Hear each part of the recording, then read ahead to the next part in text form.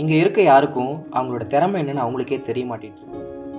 நான் கதாபாத்திரமா கதை புத்தகமா யார் சொல்வாரோ பம்பரரரர.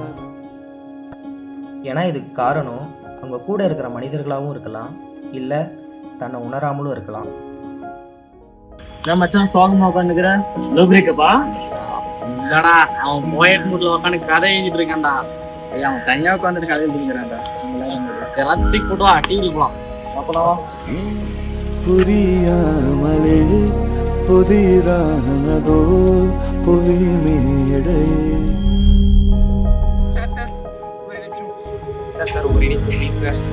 என்னடா மறுபடியும் லேட்டா? நான் பல டைம் சொல்லியிருக்கேன், டைம் தான் must important. Sir please sir, ஒரே நிமிஷம் சார். இது எல்லாம் மற்றவங்க எல்லாம் சைன் ஆகடா சார், எனக்கு மட்டும் ஒரே ஒரு signature sir. Time and punctuality தான் ரொம்ப முக்கியம். ஒரு பர்சனுக்கு என்னன்னா டேலண்ட் அண்ட் ஸ்கில் இருந்தாலும் டிசிப்ளின் தான் ஃபர்ஸ்ட். அதை தெரிஞ்சுக்கும். Yes sir, I understood sir. Sir this is first and last sir, ஒரே ஒரு சைன் சார். சரி, ஓகே. எப்பயும் ஒரு எப்போ என்னன்னு தெரியல, வர வழியில இந்த பொண்ணு எனக்கு கிடைச்சது.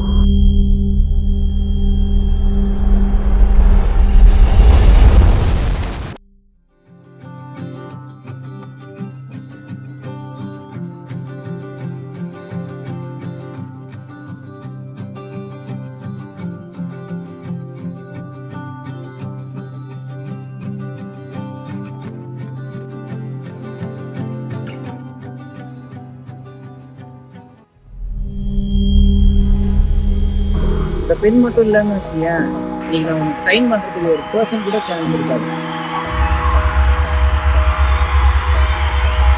ஒன்று மட்டும் தெரிஞ்சுக்கிறான், லக்கி என்னைக்குமே ஒரு பர்சன் ஹெல்ப் பண்ணாங்க. அவனோட டிசிப்ளின் அண்ட் பங்க்சுவாலிட்டி மட்டும் தான் அவனுக்கு ஹெல்ப் பண்ணும். இந்த பெண் உன்னோட லக்குன்னு நினைக்கிறேன். ஸோ இதை நீயே வச்சுக்கோ. All the best. நல்லா பண்ணுறேன். பாடா, எப்படியோ சார் கிட்ட சைன் வாங்கியாச்சு. இப்போ ஃபார்ம் ஃபில்அப் பண்ணிடலாம். Thanks bro, thanks bro. ரொம்ப முக்கியமான ஃபார்ம் ப்ரோ இது.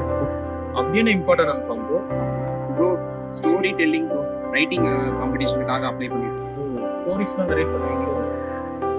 எழுதிட்டு இருக்கேன். ஒரு ஸ்டோரி எழுதிட்டு ஒரு பெரிய ரைட்டர் ஆகணும்னு ரொம்ப ஆசை ப்ரோ. ஓகே, நான் என்னோட டைரியில நிறைய ஷார்ட் ஸ்டோரிஸ்லாம் எழுதியிருக்கேன். உங்களுக்கு தேவைப்பட்டா யூஸ் ஆகும் நினைக்கிறேன். ஓ அப்படிங்களா? இதே ஸ்கூல் பசங்க கூட படிக்க மாட்டாங்கடா நீ எழுதிக்கிற ஸ்டோரியை. இதை போய் அவர் வேற படிப்பாடா. என்னடா? சரி, ஓகே ப்ரோ, உங்களுக்கு தேவைப்படும் நினைக்கிறேன். சரி, இந்த புக்ல என்ன போட்டுருக்குன்னு படிச்சு பார்க்கலாமே. துரோகத்தின் நிழல். அவன் ஒரு புகழ்பெற்ற எழுத்தாளர். அவனுடைய அறை முழுவதும் புத்தகங்களாலும் விருதுகளாலும் நிரம்பியிருந்தது. அவனது உதவியாளர் பக்கத்தில் நின்று அவன் சொல்லும் வார்த்தைகளை பதிவு செய்து கொண்டிருந்தான். Good morning sir. Outside plus and verifications உங்களுக்காக வெயிட் பண்ணுறேன் சார். சார் கேன்சல் பண்ண என்டிஎஸ்சி இன்னைக்கு நான் வெளியே யாரும் மீட் பண்ண மாட்டேன். நான் காமிட்டு கொடுக்க மாட்டேன்.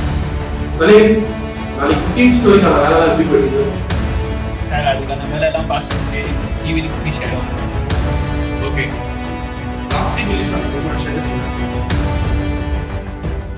ஆனால் ஒரு நாள் அவன் நம்பிய நண்பன் அவன் கதையை திருடி புகழ் பெற்றான்.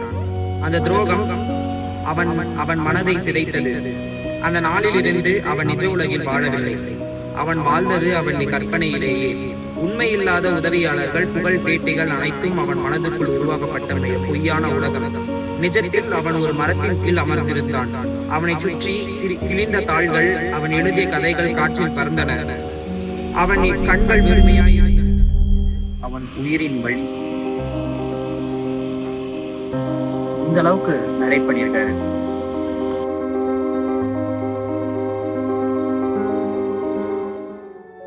ஃபர்ஸ்ட் நீங்க இதை வைங்க.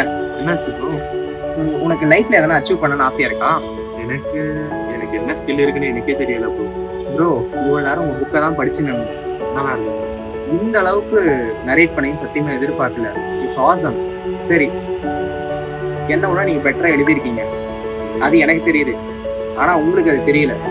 ஸோ நான் சொல்லியிருந்தாலும் ஆல்ரெடி உங்களுக்கு காம்படிஷன் சொல்லியிருந்தேன். அந்த காம்படிஷன்ல நீங்களும் வந்து பார்ட்டிசிபேட் பண்ணீங்கன்னா உங்கள்தான் அச்சீவ்மெண்ட் ஆகும். அதுக்கு எனக்கு ஹெல்ப்ஃபுல்லாக இருக்கும். ஓகே ப்ரோ, பண்ணலாம். கன்ஃபார்ம் தான். மறைந்திருந்த திறமை மறையாது மனிதரால் நல்லவன் வரும்பொழுது திறமை தானே வெளிப்படும்.